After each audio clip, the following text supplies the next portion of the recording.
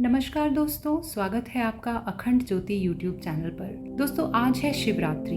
हर साल सावन के महीने में आने वाली चतुर्दशी को शिवरात्रि मनाई जाती है। ऐसा कहते हैं कि आज ही के दिन अमृत मंथन हुआ था और भगवान शिव ने अपने कंठ में हलाहल नामक विष को रखा था, जिसकी तपन की वजह से उनका कंठ नीला पड़ गया था। इस तपन को शांत करने के लिए इस दिन सभी देवी देवताओं ने मिलकर महादेव पर जल और पंचामृत का अभिषेक किया था।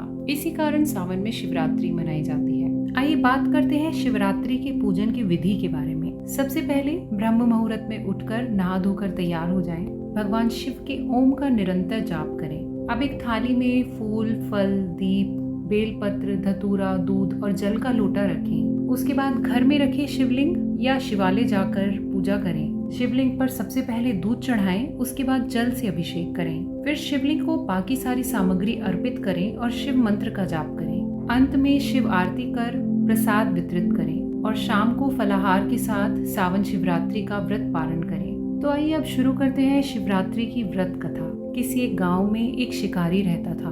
वह पशुओं की हत्या करके अपने कुटुंब को पालता था। वह एक साहूकार का ऋणी था, लेकिन उसका ऋण समय पर नहीं चुका सका। क्रोधवश साहूकार ने शिकारी को एक शिव मठ में बंदी बना लिया। संयोग से उस दिन शिवरात्रि थी। शिकारी ध्यान मग्न होकर शिव संबंधी धार्मिक बातें सुनता रहा।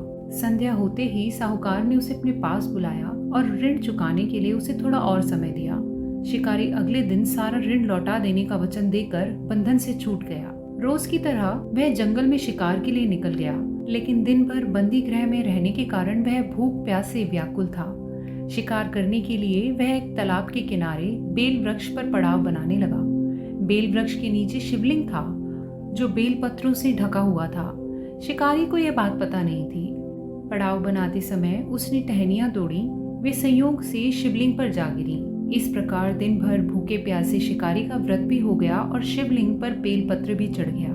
एक पहर रात्रि बीत जाने के बाद एक गर्भवती हिरनी पानी पीने के लिए तालाब पर पहुंची। शिकारी ने धनुष पर तीर चढ़ाकर जैसे ही प्रत्यंचा खींची, हिरनी बोली, मैं गर्भवती हूँ, शीघ्र ही प्रसव करूंगी। तुम एक साथ दो जीवों की हत्या करोगे, जो ठीक नहीं। मैं अपने बच्चे को जन्म देकर शीघ्र ही तुम्हारे सामने प्रस्तुत हो जाऊंगी, तुम मुझे मत मारो। शिकारी ने प्रत्यंचा ढीली कर दी और हिरनी को जाने दिया। कुछ ही देर में एक और हिरनी उधर से निकली। शिकारी ने धनुष पर झट से बाण चढ़ाया। उस हिरनी ने भी निवेदन किया और बोली, हे पारधी, मैं थोड़ी देर पहले ही ऋतु से निवृत्त होकर आई हूँ। अपने प्रिय की खोज में भटक रही हूँ। मैं अपने पति से मिलकर शीघ्र ही तुम्हारे पास आऊंगी। शिकारी ने उसे भी जाने दिया।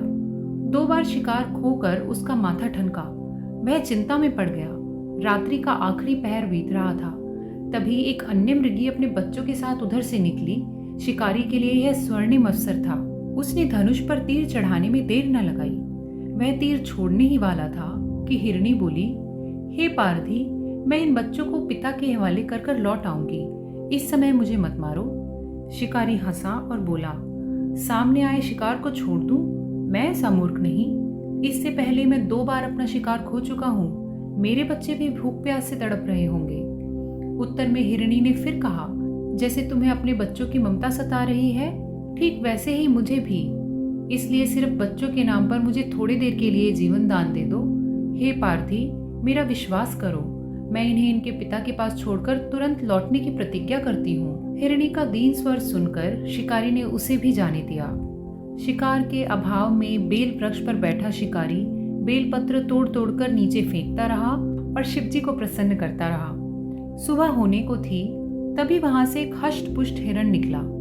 शिकारी ने सोच लिया था, इसका शिकार तो वह अवश्य करेगा। शिकारी की तनी प्रत्यंचा देखकर मृग विनीत स्वर में बोला, हे पारधी भाई, यदि तुमने मुझसे पूर्व आने वाली 3 हिरनियों और उनके छोटे छोटे बच्चों को मार डाला, तो मुझे भी मारने में विलंब न करो, ताकि उनके वियोग में मुझे एक क्षण भी दुख न सहना पड़े। मैं उन मृगियों का पति हूँ। यदि तुमने उन्हें जीवन दान दिया है, तो मुझे भी कुछ देर के लिए जीवन दान दे दो। मैं उनसे मिलकर तुम्हारे सामने उपस्थित हो जाऊंगा। मृग की बात सुनते ही शिकारी के सामने पूरी रात का घटना चक्र घूम गया। उसने सारी कथा मृग को सुना दी। तब वह हिरण कहने लगा, मेरी तीनों पत्नियां जिस प्रकार प्रतिज्ञाबद्ध होकर गई हैं, मेरी मृत्यु से अपने धर्म का पालन नहीं कर पाएंगी। अतः जैसे तुमने उन्हें विश्वास पात्र मानकर छोड़ा है, वैसे मुझे भी जाने दो। मैं उन सबके साथ तुम्हारे सामने शीघ्र ही उपस्थित होऊंगा। उपवास, रात्रि जागरण और शिवलिंग पर बेलपत्र चढ़ाने से शिकारी का हिंसक हृदय निर्मल हो गया। उसमें भगवत शक्ति का वास हो गया। धनुष तथा बाण उसके हाथ से सहज ही छूट गया। भगवान शिव की अनुकंपा से उसका हृदय कारुणिक भावों से भर गया। वह अपने अतीत के कर्मों को याद करके पश्चाताप की ज्वाला में जलने लगा। थोड़ी ही देर बाद मृग सपरिवार शिकारी के समक्ष उपस्थित हो गया ताकि वह उनका शिकार कर सके, किंतु जंगली पशुओं की ऐसी सत्यता, सात्विकता एवं सामूहिक प्रेम भावना देखकर शिकारी को बड़ी ग्लानि हुई। उसके नेत्रों से आंसुओं की झड़ी लग गई। उस मृग परिवार को न मारकर शिकारी ने अपने कठोर हृदय को जीव हिंसा से हटाकर सदा के लिए कोमल एवं दयालु बना लिया। देवलोक से समस्त देव समाज भी इस घटना को देख रहा था। घटना की परिणति होते ही देव देवताओं ने पुष्प वर्षा की, तब शिकारी तथा मृग परिवार मोक्ष को प्राप्त हुआ। तो दोस्तों, देखा आपने किस तरह शिकारी के सभी पापों से मुक्ति दिला दी भगवान शिव की उपासना ने।